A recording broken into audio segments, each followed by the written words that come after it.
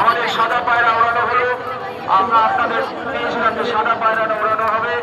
আপনারা দেখতে পেলেন যে আমাদের প্রসাদ মণ্ডল সুদূর ক্যানিং থেকে আগত পশ্চিমবঙ্গের বিখ্যাত এই আতশবাজি শিল্পী পশ্চিমবঙ্গে পর্যন্ত এসেছেন ভারতবর্ষ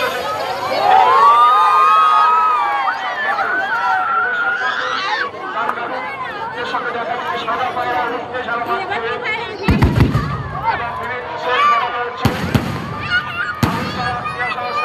সভাপতি